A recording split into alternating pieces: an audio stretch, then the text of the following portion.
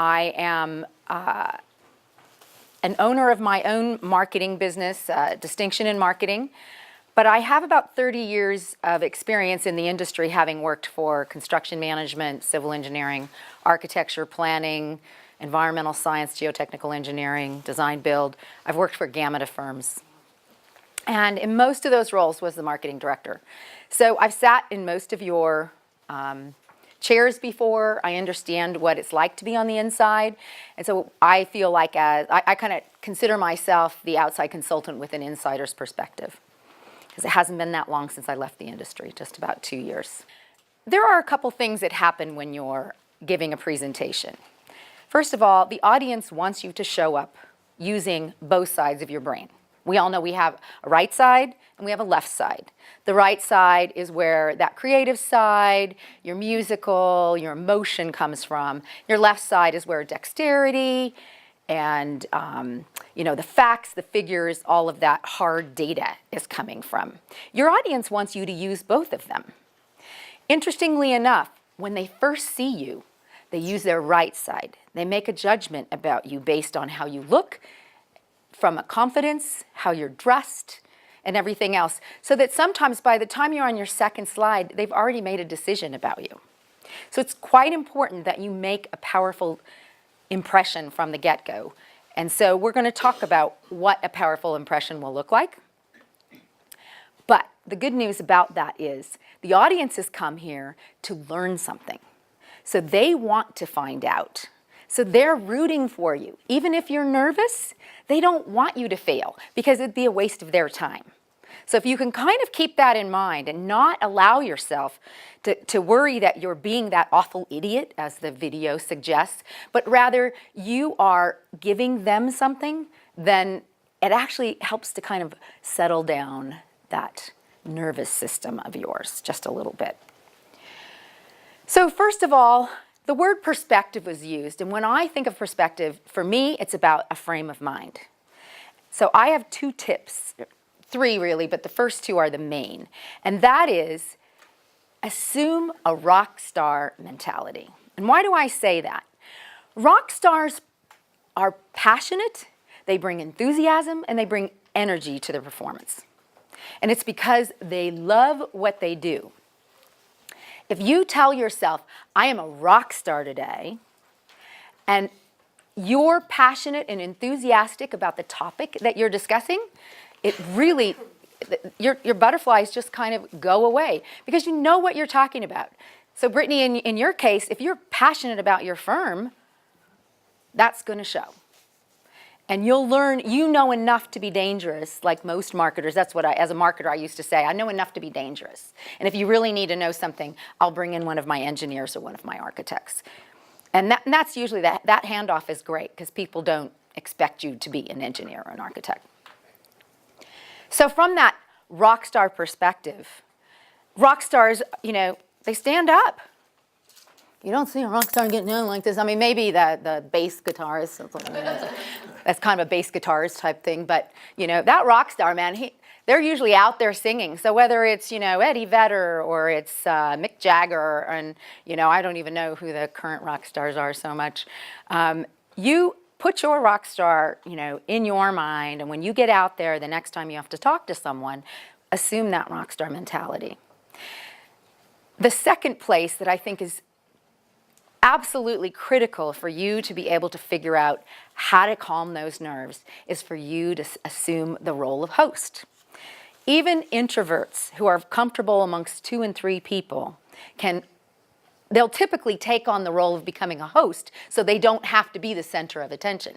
So if you're the host and it's your goal to make sure everyone's taken care of, that you're delivering a message that's important to them, that take your mind off yourself. You're no longer the most important person in the room. The most important person is your audience, your audience, and the message that you need to deliver. Lastly, it's about being barrier-free. And that means you don't want to stand around with your hands in front of yourself. You really want to leave your torso wide open. That's a hard thing for us to do. As human beings, Remember, this is our soft spot. This is where we're most vulnerable. So it's the reason people stand here like this and like this. We typically just don't want to be seen. And if you have a message, you have to allow yourself to be seen. It's in order for people to really trust you, you got to open yourself up to them. This says, I want you to see me, and I have something important to say. So if you move on to the body skills, the more physical skills, it's posture. And this is when I talked about how important it is when people first meet you. When you go to a networking event, or if you're going to present in front of a panel, stand up tall, nice and tall, shoulders back. That hunching down makes you feel small. It's how you disappear into the room. And you really don't want to disappear into the room. You want to be present. If you put both feet on the ground, you want to actually just stand about feet shoulder width apart. If you're going to walk, typically you walk in silence and then you make another point. The benefit of walking in silence is people have a chance to think. And it also means they're going to follow you with some anticipation, like, what's they going to say next? Whereas if I'm talking while I'm walking and it becomes, they're throwaway words, they're not important. So make your words important. With your hands, you know, those of you who have been to Susan Murphy, she's really, really great explaining this. And by the way, I should explain the reason I keep mentioning Susan Murphy is because I've learned most of my presentation skills from Susan Murphy. I hired her back in 1995 for my engineering firm at the time and brought her in several times. And so much so that now Susan and I actually team teach together because I adore her, and she's being very sweet and teaching me how to be a presenter and a coach. So after having done it for almost 20 years with her, I'm certainly not anywhere in her class, and I don't think anybody ever will be, if you know Susan Murphy. But Susan's comments about your arm is everything should be above the waist with your arms. And there's a really great reason for that and that's because it's about your energy. When you use your arms, you stand up and you're opening your diaphragm so you can talk, and you can speak much louder when you have your arms up. The other thing you want to do is you want to make sure that your gestures are much bigger than you think they need to be, because when you keep them here, you end up looking like you have Velcro elbow. It's like one goes like this. And then when you do that, every now and then they have the ability to mate for life, as Susan likes to call them, and then they do this. And then if you're a guy, you like the pockets, and then usually, jingle those coins in those pockets. Definitely want to just allow your hands once in a while to just rest by the side. It's really okay. And then bring them up and use them again. After body posture, it's the number one for me is actually, this is actually in order of importance, to be honest, for me. But smile. When you're smiling, people cannot resist smiling back. It's actually human studies with babies that have been smiled and babies that have never been smiled at, huge difference in their personalities and their confidence as they grow into toddlers and adults over life. So smiling is absolutely imperative. And I don't mean grinning, it's like there's a really big difference between a real smile and a grin. Voice, talk louder than you think you need to. And that's, for me, that's the one I work on really hard. I think I talk too loud, and I'm constantly reminded I could talk just a little bit louder.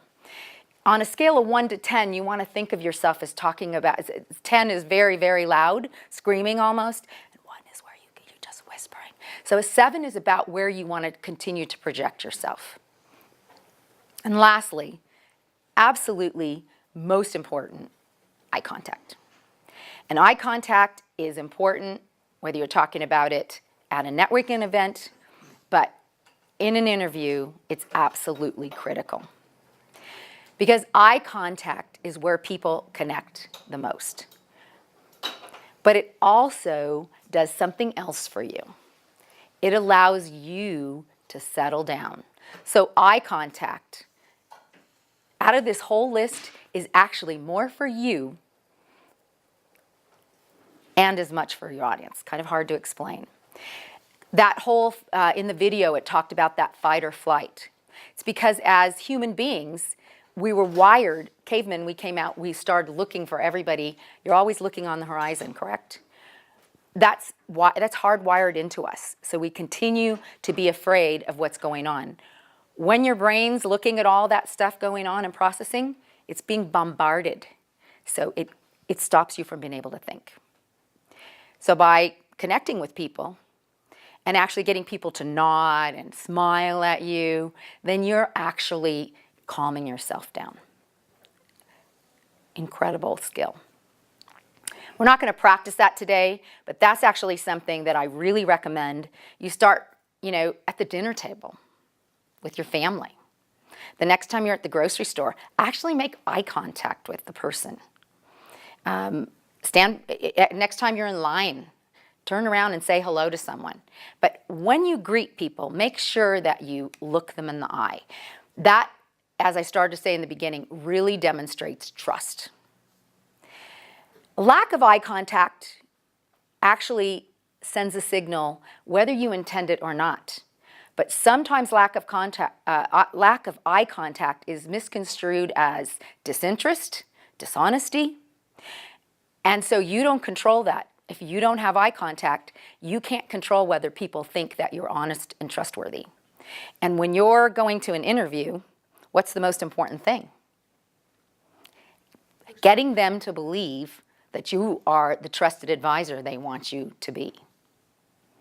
So when you have an interview panel of 6, maybe 8 individuals, being able to connect one-on-one with all of them is pretty critical. One thing you do want to do is you want to really kind of collect and put a thought with one person and then deliver it on to another person. If you speak rapidly and you never really land on anyone, you really aren't making eye contact. You are looking at all their eyes, but you're really not connecting.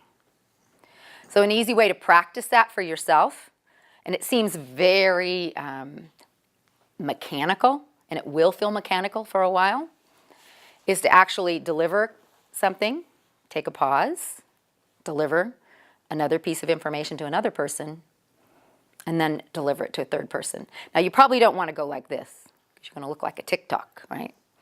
So you can obviously just connect with one person, then you're going to have a conversation with another person, and then spread it around from place to place. The pause as you go allows your audience to hear what you have to say. Rather than if I just kept on talking and then you would maybe connect with what I had to say, maybe you wouldn't connect with what I had to say.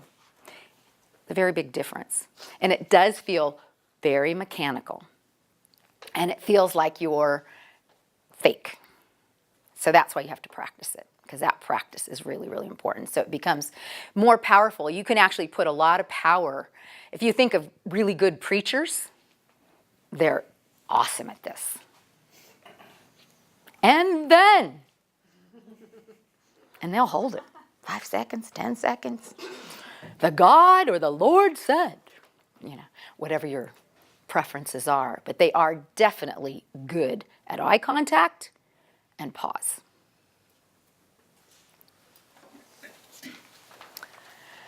So I was always told practice makes perfect. But in reality, perfect practice makes perfect. Because if you practice something and you're not practicing it well, you're just learning how to do it the wrong way. So, how do you practice perfectly? You allow yourself to be videotaped. Oh, yeah. And there is actually no finer way to learn what you're doing than to be videotaped. No one else has to tell you anything. You're going to see it right away. And the interesting thing about it is your brain is going to help you stop it, because it's going to know what you were doing that's so ridiculous looking. And we're our own worst judges. So I highly recommend videotaping yourself. The other way to videotape yourself, and I've done this, and it's actually one of the things that I used to actually videotape myself and then send them to Susan, and Susan would then critique me. You know, we'd do this across. She lives in New York. I live in San Francisco. So it worked out pretty nicely.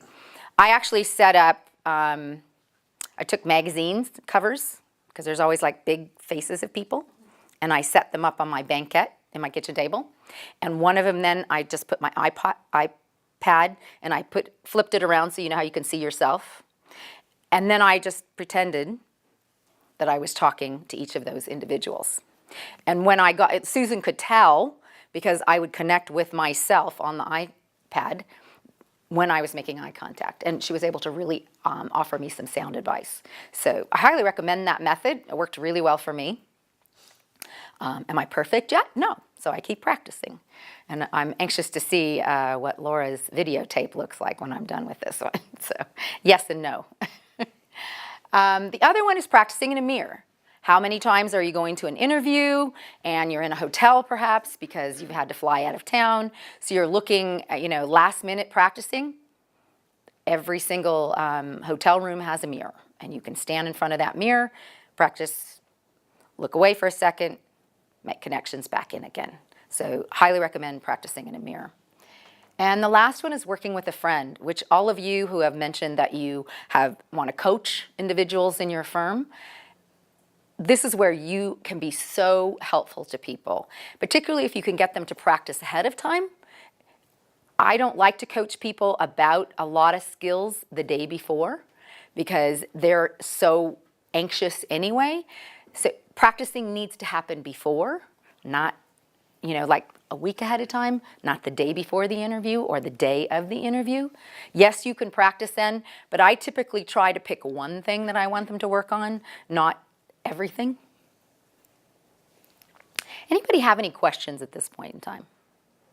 Yes. Why is it that whenever, maybe you don't know the answer, but like when we always listen to our phone messages, like, on the answering machine, everybody just hates listening to themselves. Like, why are we such critiques about ourselves, or even like seeing ourselves on camera? I hate it. Yeah.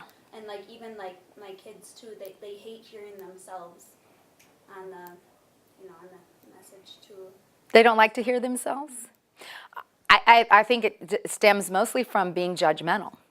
It's that side of the brain that, wants to be perfect all the time. And, somewhere along the line, we were told we looked stupid doing something, when we were yay high, is my feeling. Because typically, when you look at 2- and 3-year-olds, they're the biggest hams ever.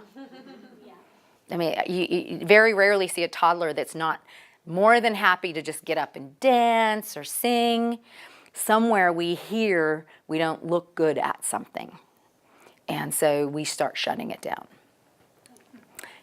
I think we need to tell ourselves, no, I have something of value to say, and I want to make sure that Lance hears it today.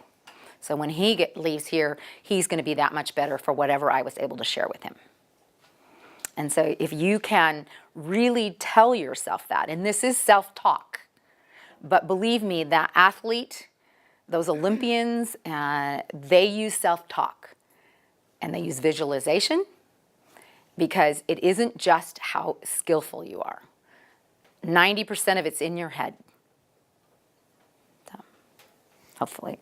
Yeah, that's Great. No, his son is like 10. So. Christina. What about when you're presenting to one person, like the eye contact thing? Obviously, you don't want to do this for 15 solid minutes because then you're going to creep them out. You would absolutely creep someone out. So that's, looking away for a second. What your real goal is to make sure that at some point in time you really do connect with them. I'm sure you've been to cocktail parties, networking events, and people don't look you in the eye. Yeah. What do you think of them? They're not confident. Yeah, right. Or the other thing that happens when people won't look you in the eye is you actually are perceived as you don't care enough. They've got their eyes, who else might walk in the room? So when you're meeting someone and you're having a conversation with someone, really have that conversation with that person before you go looking away or running away from them. I think that's, in networking, that's probably the number one thing, is not to leave and abandon someone for somebody else. You never know who you're abandoning. Could be your next best customer. Or it could be the brother of your best customer. You just don't know. So when you're with someone, give them, it's like in the moment. Be right there with that person. Anything else on that one? Great. Anybody else have another question? I didn't hit it. There we go. So I think one of the areas that is, well, let me ask you if you want to confirm this for me. I have heard over and over and again, the Q&A session for interviews is becoming much more important. Is anyone seeing anything differently? Like 10 minutes for your canned presentation and 45 minutes for your Q&A. What happens when the Q&A session starts? You lose control, don't you, typically? Because now they're asking you the questions. So what I'm going to propose is how you can control the Q&A session just a little bit more. What's the first thing you should do when you know your firm's going to be interviewed? We'll find out who's on the interview. That's definitely that. But pull your team together. Pull everybody in the firm that has anything to do with this. Pull them together and debrief on what everybody knows. Get it all out on the table. What are your concerns? What are you afraid that's going to happen in this interview? What's the worst possible scenario? What could they ask you that you don't want to answer? How many of you actually collect questions from interviews? Another thing I highly recommend, when your team's gone to an interview, you come back and you try and remember whatever the question was that was answered and start building your list of questions. It will make it so much easier because you can just pull this list of questions. Some of them become quite repetitive. So you'll have heard the same question over and over again.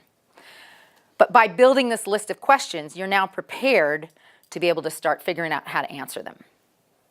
So then you're going to figure out who should answer what question when you go to the interview. So Lance, for instance, you might be the one that's going to answer the technical questions. Craig, you might be the one who's going to answer any of the how's the company going to stand behind whatever needs to happen questions. You've got somebody that's going to answer your HR questions if those should come up. You have someone that's going to answer schedule, budget. All of those should be in categories, and you should know who's going to be responsible for answering those questions before you show up. By doing that, you now only have to be responsible for this area. So when you walk in the door, there's 4 people on your team that are presenting. You know this is where I'm king. I have to know this part. So you'll have your stories behind you. You'll have the so what, why the firm is best at this. That doesn't mean you haven't heard everything else all your cohorts have talked about, so that if your cohorts get nervous and they leave something off, you're not able to help the process. So you also work out ahead of time how you're going to do an add-on. How many of you decide who's going to lead the Q&A session in your office before you go? Right, and who typically does that for you? Our project manager. Great. Anybody else do it differently? Great, because that's the feedback that we're hearing over and over again from interview panels, is that the project manager is the person they want to hear from. They want to see that person demonstrate they can manage a group of people. It's a great way to demonstrate that for them. So if the project manager knows who's responsible for which area, it's very easy to turn and say, Craig, I'd like you, perhaps you can take that answer for us. But the project manager can direct traffic, so to speak. What else about? So we're talking about preparation. Now we're going to practice. You're actually going to practice answering these questions. Real answers in front of one another. So now you have the ability as the coach, those of you who are marketing, professionals and may not go to those interviews, you're in a great place to sit back and help them and give them positive feedback, but also some corrective feedback as to what they might be able to do better. The interesting thing is I've prepped a number of teams, but the one that comes to mind, my heart sang. We had a rather timid project manager. In fact, he was a principal of the firm, but he was just one of those guys that didn't exude a lot of confidence when you meet him. And so we practiced with Gary, and we had him come up with answers to all those questions that he was quite nervous about being asked.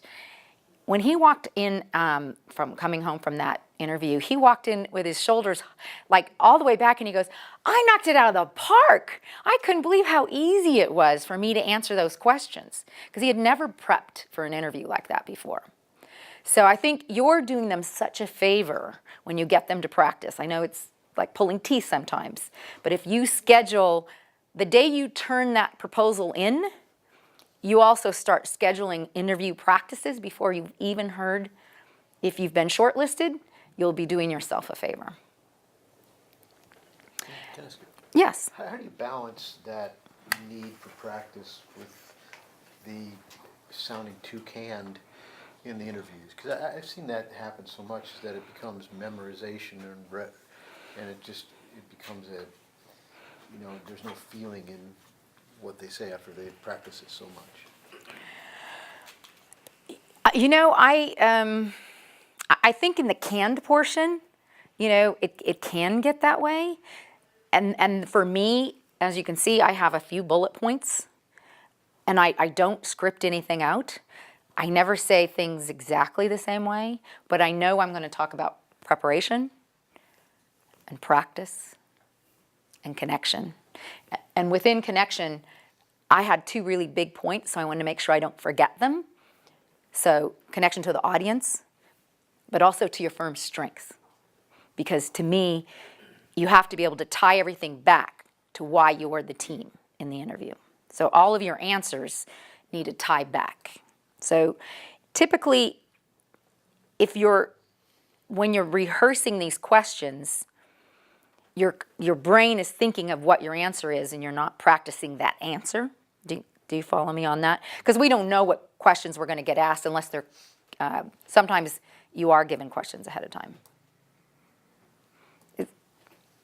I've not had anybody ever feel that practiced, so you might practice more than I've ever gotten anyone to practice. No, I'm actually not. I'm an advocate of not practicing. Oh. Uh-oh. Just to be honest, and that's the reason why. It's because every time we've done extensive practicing, when we get to the interview, it never has any feeling. There's no passion in the people. They're just regurgitating what we practiced, and that's I've been through a lot of them that way, and the ones that we come in and speak from the heart are the ones that we win. So. Okay, that's a hard one because I've just never seen a team be over practiced. I don't know. Yes. I think there's a balance because I think that you will have people on your team that are more confident and have been through interview processes before. Right.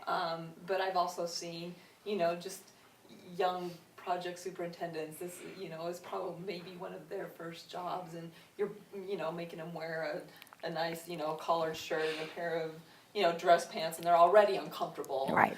So just to give them some keys and things to help Right. them. But one thing that I like to give them questions, from past interviews to have them think about it. But I have found when we actually help them script answers and stuff. Oh, no. They get completely thrown off Yeah. when they get a question that they're not prepared for. They just panic like, I that wasn't absolutely do not advocate for writing out your answer to anything. That's a good point, yeah. Because your brain has this sense of trying to go and look for that answer in your memory. So it is more of a discussion. And that's when I say the practice and preparation, even discussion. I don't even like to write my own script out because I get stuck. It's like, well, I said this backwards, and it doesn't matter. If the intent is there, and I also, I have this really firm belief that whatever you need to say is what's going to come out. It's a law of the world. The nature is like if they needed to hear me say, connection 10 times, that was the word that had to happen. I think our problem mostly when we do the interviews is timing. We keep going, or we're cut off. Because like one of our guys just wants to keep on talking and talking. Yes. And it's like, Right. We're going to talk a little bit about that too. That's ours. It's like you just got to know when to stop too, because you get cut off, and then that person loses his time. You just went into his time. Right. And it all trickles Right. down. So we got to work on that. I think a lot of our timing on our interviews. Well, there's a trick to that, and that is just to answer simply. I know. It's like, hard to tell this guy is simple. No, but that's practice. Yes. That truly is You have to practice. stop. That's where you need to stop. You're taking over his time now. Yeah. You've just taken away his 2 seconds of what he needs or something, yeah.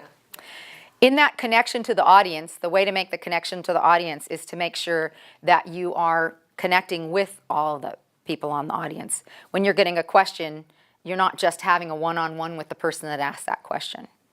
You want to make sure that you're answering to everybody. And then to your strengths, it's really important. As an example, you told us the school needed to be open in September. We will deliver it in August so that your school is open on time and you're able to put your students and everybody to work on time, whatever it has to be. But you want to tie that back. Whatever they told you in the RFP or something you learned, maybe that your competition doesn't know, and you want to remind them that you know this and how it ties back to why you're the team that should be selected. So the whole process, the ability to control the Q&A process starts with you getting in the position of taking control. So this would be your project manager for the most part. This could actually just be, if it's one-on-one, you're being interviewed one-on-one. As the project manager, there may be some protocol and you know exactly who on the other side on your interview team is answering the questions. But if you have a choice and you don't know who's asking that, choose someone that's been friendly. Choose someone that's been nodding, that's been agreeing with you. You don't want to choose the sourpuss. There's no reason to start on an uphill battle. Once you've chosen your questioner, lock eyes with that person and listen with all abandon to what that question truly is, to really understand what the context of that question is. Look away to another person and rephrase or redefine that question so that now you own it. As an example, they may say something like, how will you control the budget on this project? You're asking how JBL controls budgets. So it's a very nuanced, but by reframing and rephrasing that question, sometimes you may need to actually take some steam out of it if it becomes a negative question, and then deliver that answer. Start with that one person, move on to another person. Go back to your original questioner. Make sure whoever asked that question originally that you're paying some attention back to that person. You'll see in their eyes if you've started answering wrong. That's how you know if you're on the wrong spot. And keep your answer simple. This is where you put the information shovel away.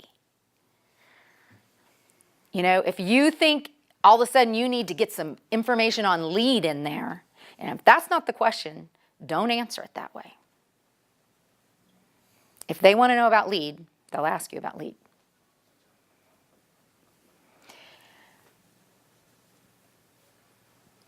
So, as you're finishing up the question, finish it up strong.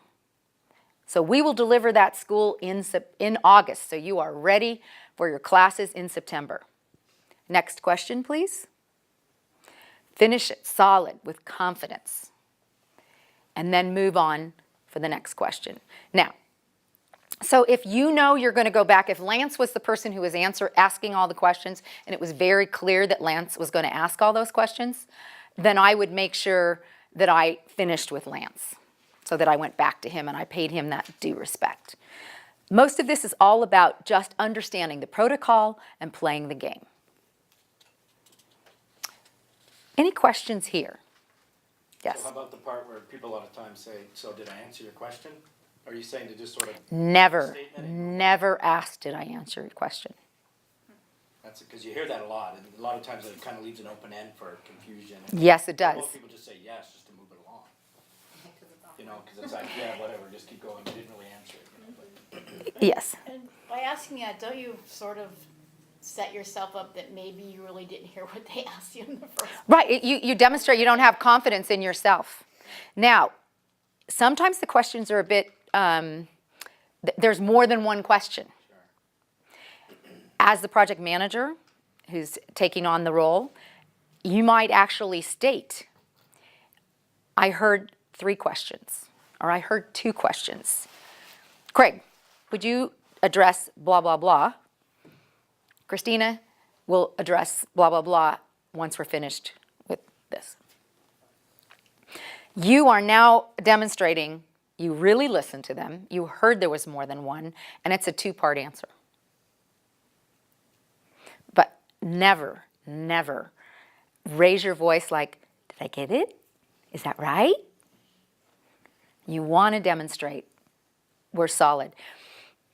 Have you ever heard the phrase, people will forget what you say, but they will never forget how you made them feel?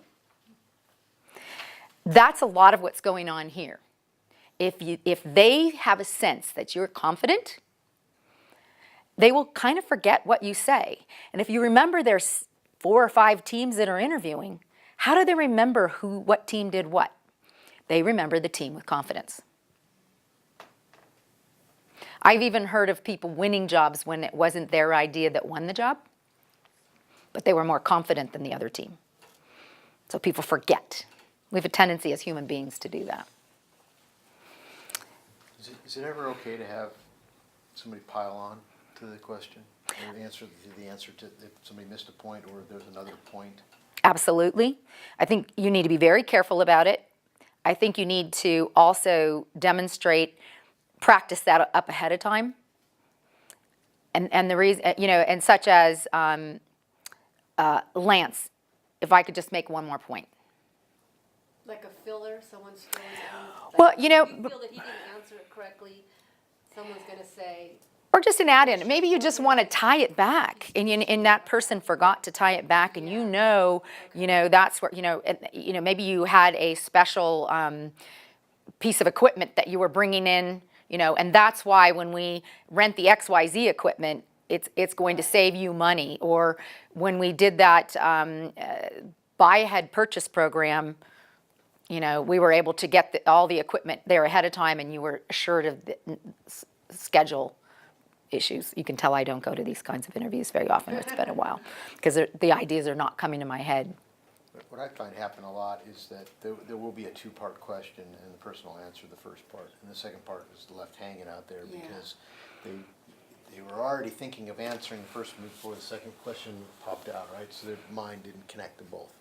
And so somebody that's there that was, you sometimes can pick that up, but you Right. always want to be careful because you don't want that thing to just drag.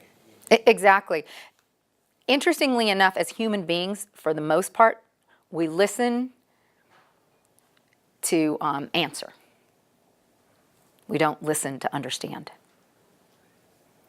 So if you are really listening to understand, and this is where your project manager who's conducting this really needs to listen to understand and then be able to hand off to other people to answer that question. I would try and get your project manager to not be the one that's answering most of the questions.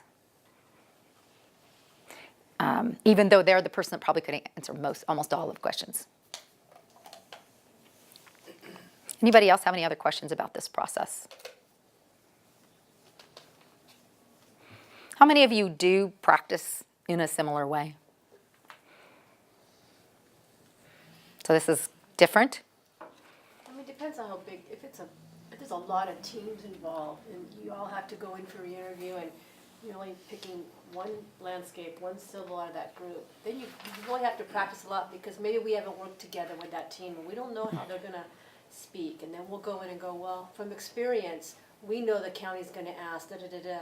So that we have to do, we'll practice a lot for that, but if it's just, we know we're going for our interview and it's just just us, cause we're the prime, or just, the guys don't sit in there and practice like with 5 of the employees that are doing it. They just, they'll kind of go over it real quick and whatever, but it's not to the point of really going in and doing a full on. Right. It just really depends on how big this project is and how many teams are involved from other states or whatever. No, and that's, you make a really good point, fitness for purpose. You know, you're not gonna spend 45 minutes With the people you work with. rehearsing, Yeah. for a $20 million project and 8 days rehearsing for a $5 million project. Right, it just You know, I mean, depends it's how big the project is. fitness for purpose. The one thing I would say though, and this is in perspective to why it's important to practice, so your younger staff get in. I think that's one of the issues, is that senior staff have been to a lot of interviews and they have a sense that we got this. But you have younger staff that haven't been there before, and if they don't see you practice, they don't think they have to practice. They don't recognize that you've done this for so many years, and they think, well, it'll happen. So I do recommend that you set a good example and you at least show up for part of the practice, and then dip out, but encourage them to practice if nothing else. So the thing that I brought to add to this, because how are we doing on time? Anybody? 12:11. Okay, great. Is conducting debriefs with some value, because I think this is a skill that you can use, and how you use these skills actually works just even having networking conversations. When you're going to meet with a prospective client, you want to find out more information, you'll be able to use this. So how many of you actually conduct debriefs with your clients when you win and when you lose? Both winning and losing? Great. Anyone want to tell me what happens when you conduct when you win? What's the benefit? I actually find that it is difficult to get in, to get a debrief When you win? when we win. They're kind of like, well, I won the project, what do you need to know? Oh, interesting. I've not ever encountered that. Interesting. Fun if the other way around. Yeah. Get in when you lose. When you lose. Right, and because often they can't give you a debrief, they're particularly public They agency. certainly can. They just choose not to because they think you're gonna come and attack them. They make it hard Right. to get the results, or how you got graded, or how anything, they Yeah. just don't. And if you wanna go in and look at it, sometimes they'll send someone to watch you, like you're gonna steal it or something, and it's just, yeah, it's hard to get in. There's a human nature aspect to why they don't like to debrief, and that's because no one likes to tell anybody anything negative.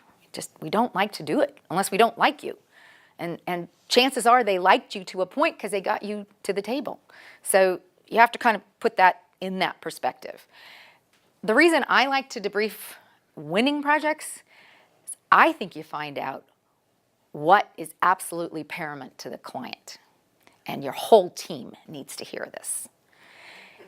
We've won projects in the past where we thought we won because of our expertise, and we found out much later it could be something very, very different. And so if they relay information to you about any type of reason that you win, maybe you won because you were going to get it completed, you said you could complete it faster than someone else, that's paramount. That's what the client's expecting. And you have to do everything in your power to make sure that happens.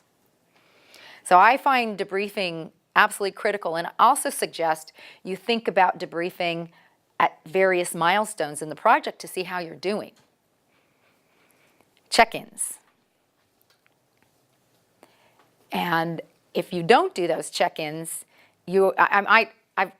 I've had this kind of conversation with many senior professionals that I've worked with in the past, and they always come back with, well, we're a little late, so I don't really want to talk to him right now because I'm not going to get a good response. That's like, thinking you could turn your homework in 3 weeks later and your teacher's still going to give you the same grade for it 3 weeks later.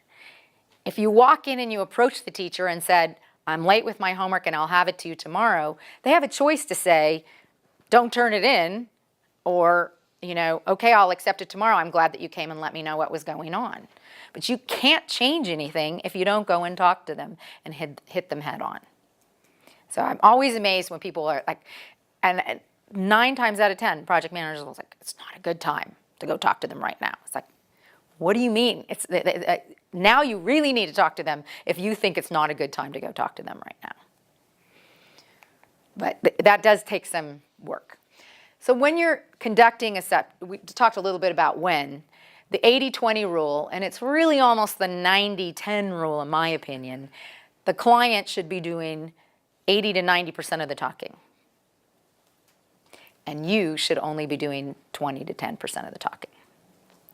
So how do you talk that little? Time, they have that little red and green light on you. Watch it, it turns yellow. You just gotta pay attention. One is you go prepared. Yeah. You know what you want. You know what you want to know. Yeah. Why did you choose us? Why did you choose our competitor if it's a no-go debrief? What about their project team? What about their approach? What about their contracting mechanisms? There's all kinds of aspects to when you go after a project.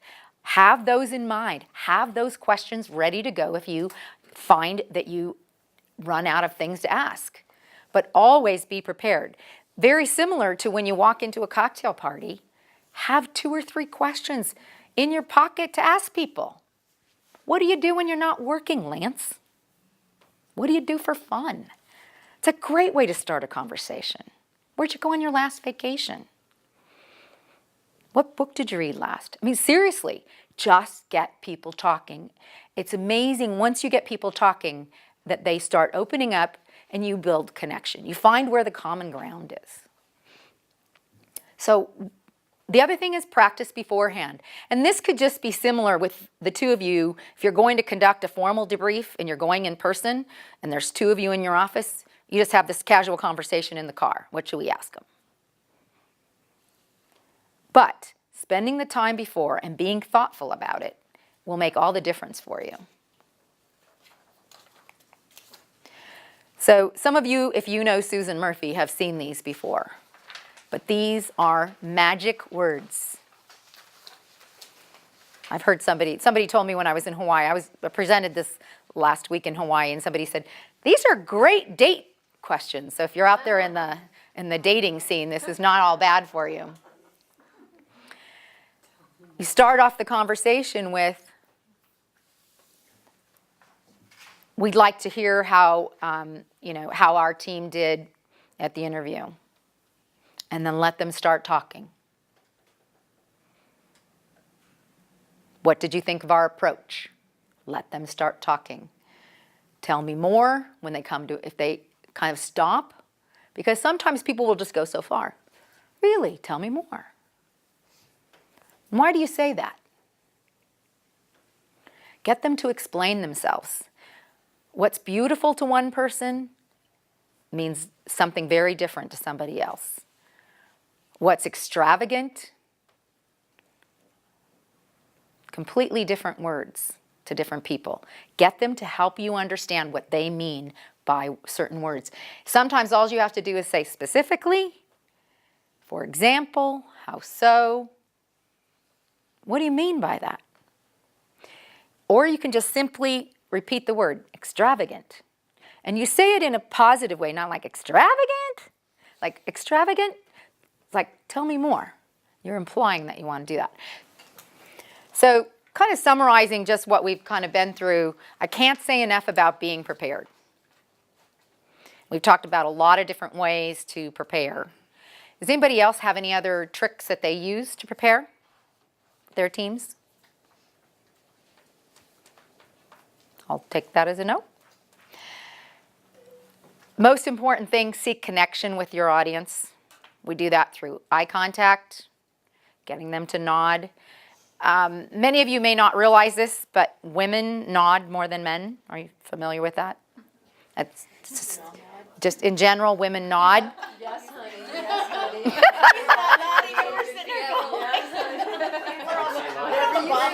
No, it's I don't know the genetic reason, but women just nod more. So just if you don't get men to nod, it's not that they aren't really listening. They just process differently, I think. And then always remember to make it about your audience. What's important to them? What's in it for them? Know what your messages are. When you're going to an interview, even if you're going to go and connect with someone on a debrief, or if you're just going to, talk to someone for the first time, know what your messages are. And those messages, for your firm, you should have 2 or 3 really strong messages that they always need to hear. So you're trying to figure out how to make that happen, and you're always supporting that in whatever you say, tying conversation back to those messages. Less is more. No one ever complained if you finished early. Just doesn't happen. Leave them wanting more. It's okay. They will ask you.